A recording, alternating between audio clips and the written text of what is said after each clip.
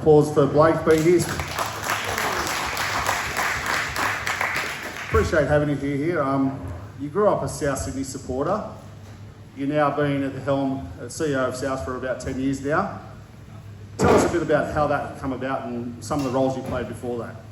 Yeah, so I grew up a South fan. So my father grew up on Rich Street, Surrey Hills, just a stone's throw from Redfern Oval. So almost the whole family are South fans, except my mum, who's actually a West Tigers fan. So she'll be watching at home today with some split loyalty. She grew up here and was always a West Magpies fan, so she's a Tiger. But yes, I was always a South fan, and then I moved to the UK in 2005 for a 2-year working holiday.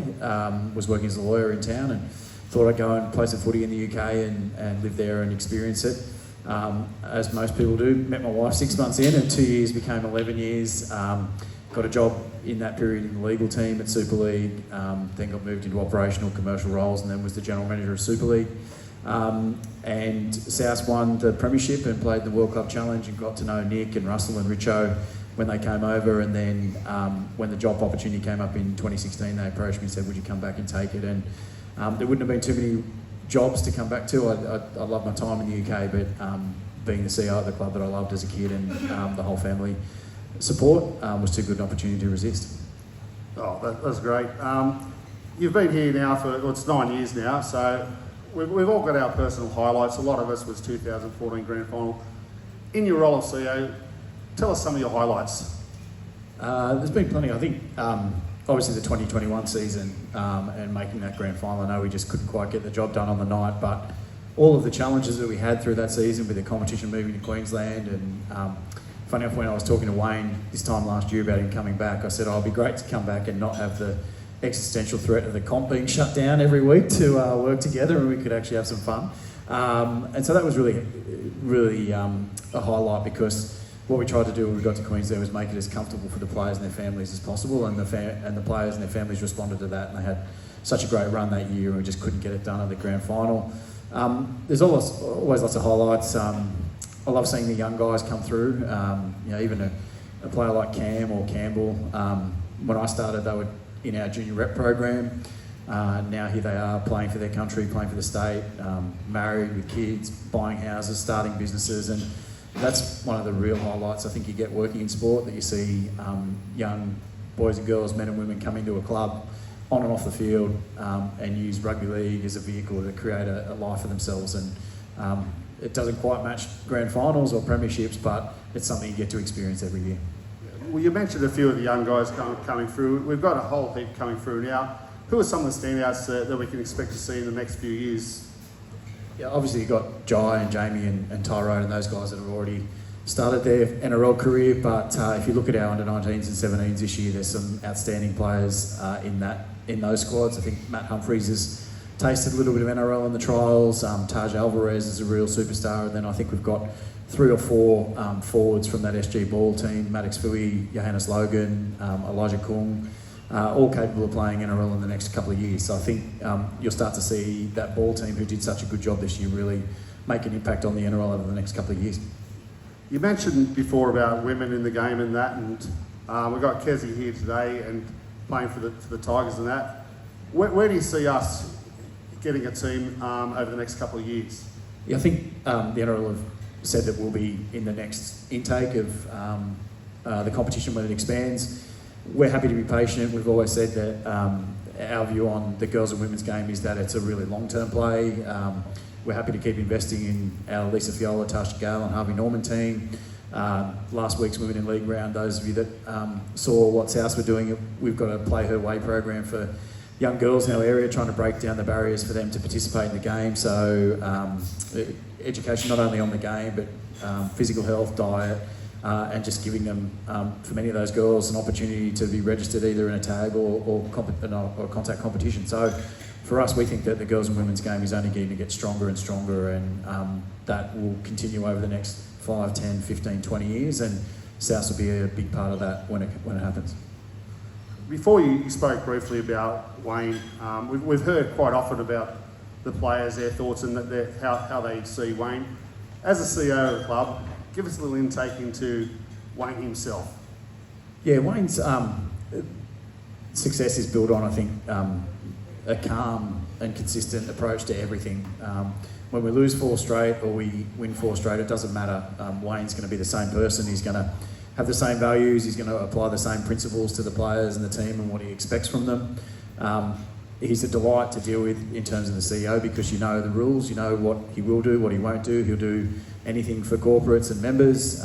He won't speak to News Limited, so you kind of just know exactly which journalists he'll work with. If the ABC ask him to do anything, he'll do it. And then he just loves the area. Probably the best thing I've heard Wayne say in the last couple of weeks. Back in 2012, I think Richo and Nick and Russell pursued Wayne pretty hard. As the legend goes, he couldn't find a park outside Richo's place in Coogee, so he knocked him back. He said to us the other day, if I'd have known where Chifley and Little Bay were in 2012, I'd have taken that job and never moved. So that's the other thing. I think he's got a genuine passion for South and what we stand for and how we operate, and it's great to have him back. Well, certainly history shows that we got Madge on board. We won that grand final, so that was also great. Yeah. Well, a couple of weeks ago we had Magic Round, a concept that's been brought here. Not many people realise that this was a concept that started over in the English Super League, and you had a big part in that, didn't you? Yeah, we did. I mean, it was a concept that Nigel Wood created and started in Cardiff, in the stadium down there. And again, it was an opportunity. I think the reason we did it in Super League was to take the game to places like Cardiff or Newcastle, which aren't rugby league cities, and try and attract a new fan base, but also give fans of Super League clubs a weekend away. And they took it to heart, and we built on it year on year. We had some great Magic weekends in Manchester at Etihad Stadium and at Newcastle. I remember the first Magic weekend we took to Etihad Stadium in Manchester. We said, you guys have got no idea how much our fans eat and drink, because obviously you can't drink at a Premier League game, so you're not allowed to have alcohol. So they were, yeah, sure, yeah, we've heard all this before. I said, no, you wait till you see. And the fans ate and drank everything they had for the 2 days in one day. And they rang us on the Saturday night and said, we're busy getting emergency supplies from all stadiums around the northwest of England. But yeah, you were right, this is amazing. And the atmosphere that created, it was wonderful. And when I arrived here, Andrew Abdo and Tim Watsford, who was at the NRL at the time, said, how could we do it here? And I sort of passed on everything that we'd got right and wrong in the UK, and finally they got it going in Brisbane, which I think is the ideal city for it here. It's got a stadium within walking distance of the city and so many bars and restaurants that anyone who goes there is going to have a good time watching the footy and off it. Yeah, it's definitely something I recommend. If you haven't been there, go up there for Magic Round. It's definitely a great experience. So you spoke about Andrew Abdo, there's Peter Volandis, and quite often you've butted heads with them over the years. After COVID and that, we had the players dispute with the payments and that. You were very heavily involved in that and supporting the players and that. So much so that they've regarded you very highly as possibly taking over one day. What are some of the ambitions that you see for yourself personally? Yeah, certainly my ambitions are to win a premiership at South and continue to build a really strong club at South. I mean, we've done some great things in the last 5 or 6 years, opening Heffron and building our own digital and data platform, all of that sort of stuff. So I don't really give too much thought to any moves next.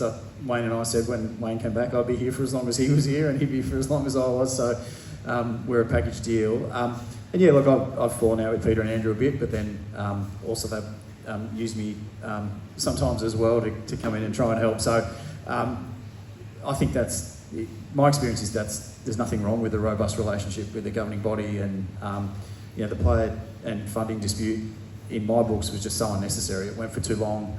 It could have been solved a lot easier. The players were right to hang out for what they deserved, I think, and certainly from a club point of view, we were totally supportive of the players in that fight. And in the end, the deal that was agreed was something that the players had offered about 9 months before it got agreed. So it was just unnecessary. And the good thing is, though, that both players, governing body and the clubs have all got, once that deal was signed, has got behind it, and you only have to look at the strength of the game now, I think, to see that when you've got the governing body and the clubs and the players all pushing in the same direction, we've got the best sport in the world, hands down. And I think particularly our closest competition now in AFL is nervous, and probably for the first time they look like they're lead-footed and we look like we're the dynamic sport that reflects modern Australia. So it's an exciting time to be a rugby league fan. It certainly is. We're here with obviously the Ambush, but also the Burrow. I remember in 2016, one of your first things to do is you called myself, Michelle, and the rest of the committee in to introduce yourself, get to know us. Ever since then, you've been a huge support for the Burrow. Even as recently this year, yourself, Shannon, and the team have always been there, very helpful in that. What does the Burrow mean to you, and also the members as well, and how important is the Burrow and the members to the club? The members and the Burrow particularly are the lifeblood of the club. We've got a great sponsorship program, but the reason that sponsors come to South and want to be part of it is because they see the members and the Burrow and the fan base and how passionate they are about it. So there's no point running a really good rugby league club if you don't have a strong membership and you don't have members that are passionate about what we do. I always think about Peter Chow, who's the CEO of MG, our major sponsor story. He was looking for a rugby league club to sponsor, and he turned up at his golf club, and during COVID, when you can only play with one other person, and this guy turns up with a Rabbitohs hat, and Peter spent 18 holes asking him why he loved the Rabbitohs, and the golfer spent probably 18 holes plus a few beers in the club telling him why he loved the Rabbitohs, and that passion shines through our membership base, but particularly the Burrow. Wherever we go to play games in Australia or New Zealand or Vegas, you guys are there. You're down at training in the worst of weather or the worst of conditions, and that means a lot to the players. That's one of the great things about our complex at Heffron. We made it so that the players and the supporters were close to each other in the cafe having breakfast before it, and then you guys get to watch them on the field afterwards. Yeah, it's definitely a great relationship that we've got, and it only continues to get stronger in that, and we certainly appreciate it. We've seen this club, as fans, we've seen us go from 99 to getting kicked out of the comp. We've seen us go through the fight back, get back in the comp, struggle for a few years, privatisation with Russell Crowe and Peter Holmes Court at the time getting in, all to reaching 2014 grand final, constantly being in semi-finals, and 2021 again making the grand final. Unfortunately, we didn't win. But where do you see this club over the next 10 years? I think we'll continue to be very competitive on the field. That's the core part of the business. There's not much point running a great club unless you're winning games and a competitive threat to winning a premiership every year. So that's going to be the core part of it. Hopefully we'll continue to, as I said, expand that girls and women's footprint and have an NRLW team soon. South Cares continues to go from strength to strength, and I know that's a program that's going to grow. Those of you that know about South Cares, usually between 25 and 30,000 kids in a South Cares program every year. So we'd love to keep doubling that and make sure that that's the best sporting charity in Australia. So I think for us it's all about making sure that, as I said, we're competitive on the field, our girls and women's program continues to grow, South Cares grows, and continuing to provide a great experience to our members and fans wherever they are. Recently you've been in the media a lot, and there's been a lot of rumours around Allianz Stadium. Maybe you can give us a bit of a scoop at the moment, but give us a bit of insight. What's going on there, and is there a chance we could possibly be playing there next season? Yeah, there is. And I think it's important to start from, I think, where we started from, which was we'd much prefer to stay at a core if the government was going to invest in it like they said they would. And we were promised a knockdown rebuild at $1.6 billion, then we were promised a really significant refurbishment at $1 billion, then we were promised not so good a refurbishment at $600 million, and then we were promised $300 million. And what the government have made it really clear to us is they're just not going to invest in that stadium. And our fear is that it's 26, 27 years old now, and if they're not going to invest in it for another decade, it's only going to continue to fall behind the other stadiums where they are investing, Penrith, Parramatta and Allianz. So our view is our fans, our members and our corporate partners deserve the best experience when they turn up to watch a game, and unfortunately that's just not going to be at a core. It's not at a core now, it's not going to be at a core anytime soon because the government have made it very clear they don't have the money or even a chunk of the money to invest in it to give us hope that it will be better. So on that basis, the best stadium or the best next stadium for us to play at is Allianz. What we said to the government is that we'd ideally bring more games back to Sydney. So if we can play at Allianz, we'll keep 2 at the core and play 11 games in Sydney and 1 on the Central Coast. So from a government point of view, that should be good. They're getting more content in their stadiums. And then it's now a matter of the government, I think, doing the right thing and allowing us to move. Well, you said that you got 2 games at a core, and we've seen a ground record there. It was actually a NRL regular season record of 65,000 people on Good Friday. Surely that's the game that we definitely keep taking there. Yeah, we certainly play the Bulldogs home and away there. We've got a great relationship with the Bulldogs in terms of gate sharing and doing our best to fill the stadiums home and away when we play with them, and then we'd pick another relevant game to play at a core stadium and then have the other 9 at Allianz. Look, as I said, we prefer to stay at a core, but if they're not going to do anything with it, we've got to move. You said it's interesting there, 26 years ago we're getting kicked out of the competition, and now the 2 highest crowds of NRL history have been South games. So that's something that the club and its fan base and its member base should be very proud of. Well, another advantage of playing at Allianz is the juniors. You've got the light rail there, and something after games, we got the members bar after there, but it's quite quickly. We're only after an hour, we're kicked out of there and kind of all go our separate ways. Back in the day, we had the Leagues Club. That Leagues Club no longer exists. How important is it having the juniors there and playing at Allianz and having events after the game there for the members and the fans? It's a big opportunity for the juniors, and they're fully supportive of us moving back. They invest $2 to $2.5 million a year into junior rugby league, so not a child in South Sydney area doesn't have to pay a cent to play rugby league. So we almost owe that to the juniors to give them the opportunity to have us back at Allianz and put functions on before the game and after the game. The transport network at Allianz is a hell of a lot better than it was when we were there 25 years ago with the light rail and the new parking station that they're building there.